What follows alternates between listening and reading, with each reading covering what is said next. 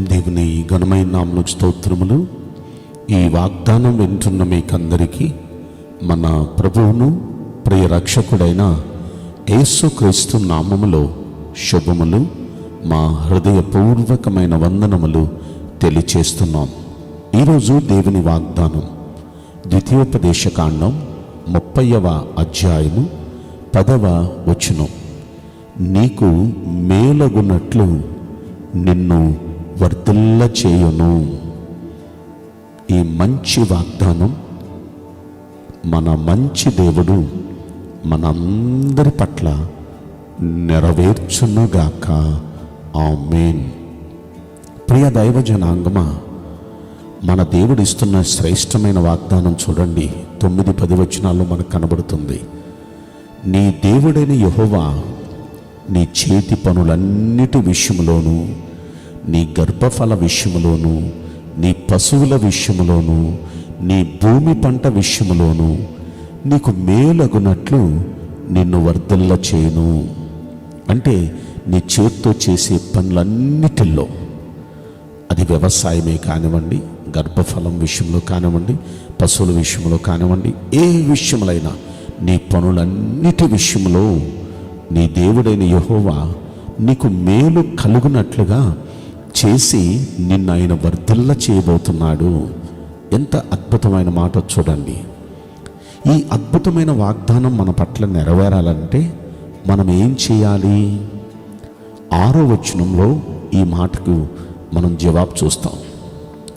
నీవు బ్రతుకుటకై నీ పూర్ణ హృదయంతోనూ నీ పూర్ణ ఆత్మతోనూ నీ దేవుడైన యెహోవాను ప్రేమించాలి. హృదయపూర్వకంగా, మనస్ఫూర్తిగా మన దేవుణ్ణి మనం ప్రేమించాలి. అలా మనం ప్రేమిస్తే మనకు మేలు కలుగునట్లుగా చేసి మనల్ని వర్ధిల్ల చేస్తాడు ఆయన. కనుక మనం ఆయన ఎలా ప్రేమిస్తున్నాం? హృదయపూర్వకంగా, మనస్ఫూర్తిగా ప్రేమిస్తున్నామా? దైవ సన్నిధికి వచ్చే విషయంలో హృదయపూర్వకంగా వస్తున్నామా? మోకరించి ప్రార్థన చేసే విషయంలో హృదయపూర్వకంగా చేస్తున్నామా? దేవుని వాక్యం చదివే విషయంలో, వినే విషయంలో, వాటిని గైకొనే విషయంలో హృదయపూర్వకంగా మనం వింటూ చదువుతూ గైకుంటున్నామా? మనం దేవుణ్ణి ప్రేమిస్తున్నాం అని చెప్పే మనం ఇవన్నీ చేస్తేనే ఆయన్ని ప్రేమించినట్టు.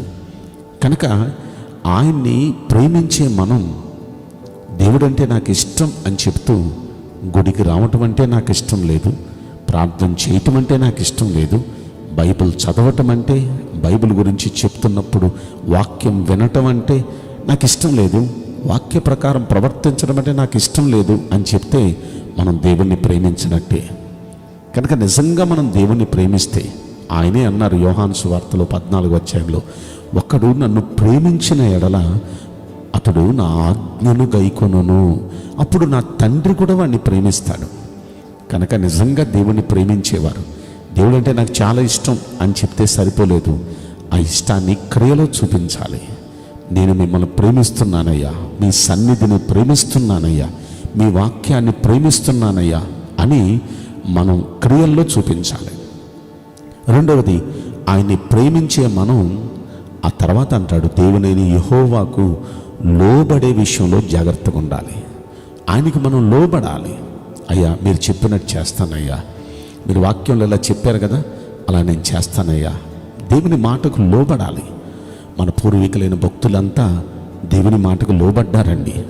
అబ్రహాం, నీ దేశాన్ని, తండ్రిని, బంధువుల్ని, కలిగిన సమస్తాన్ని విడిచిపెట్టి నేను చూపించే దేశానికి రా, నేను నిన్ను ఆశీర్వదిస్తానంటే దేవుని మాటకు లోబడ్డాడు, అలా బయలుదేరాడు.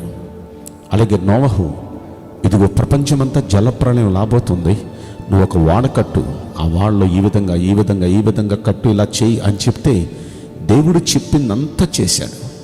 అలాగే మోషేకు దేవుడు చెప్పిందంతా చేశారు. బైబిల్ గ్రంథంలో మనం భక్తులు అని చెప్పే వాళ్ళందరూ దేవుడు వారితో ఏం చెప్పారో అన్నీ లోబడి చేశారు. అందుకే వారికి ఏం చేసినా వారికి మేలు కలుగునట్లుగా చేసి వారిని దేవుడు వర్ధిల్ల చేశాడు. ఈ రోజున మనకు కూడా మేలు కలుగునట్లుగా చేసి మనల్ని దేవుడు వర్ధిల్ల చేయాలంటే మనం ఆయన మాటకు లోబడేవారిగా, అలా చేసేవారిగా మనం ఉండాలి. ఇక మూడవది, మన హృదయమునకు, మన పిల్లల హృదయాలకు సున్నతి చేయాలి. ఇజ్రాయేలీలు శరీరానికి సున్నతి చేయించేవాళ్ళు, కానీ ఇక్కడ ప్రభు అంటున్నాడు, మీ హృదయాలకు సున్నతి చేయాలి.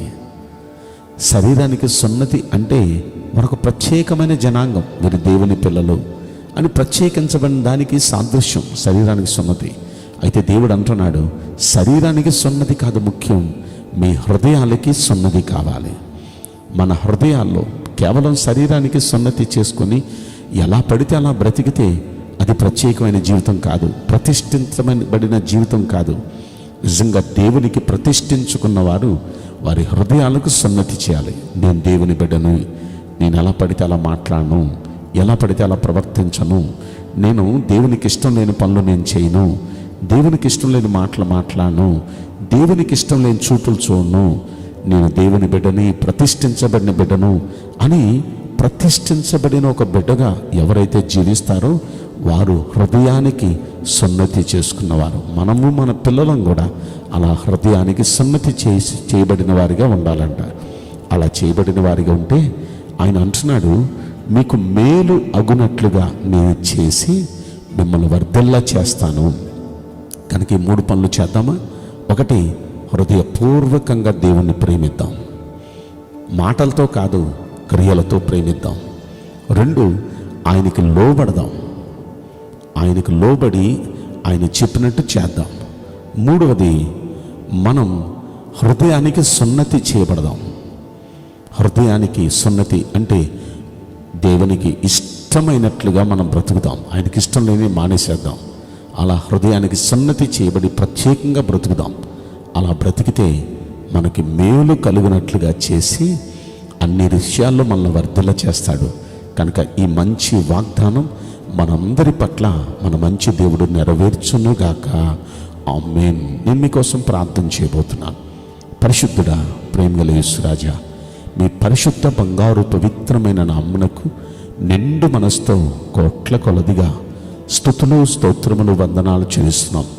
ఈ వాగ్దానం వింటున్న ప్రియుల జీవితంలో దయచేసి ఈ వాగ్దానం నెరవేర్చి కృప చూపించండి. అయ్యా, మీ బిడ్డలకు మేలు కలిగినట్లు చేసి వారిని అన్ని రీతుల్లో వర్ధిల్ల చేయమని ఈ కొద్ది మనవులు నజరుడైన యేసుక్రీస్తు ప్రశస్తమైన నామములో మిక్కిలి వినయముతో ప్రార్థించి బ్రతిమలాడి వేడుకుంటున్నాం ప్రియ పరలోకపు తండ్రి.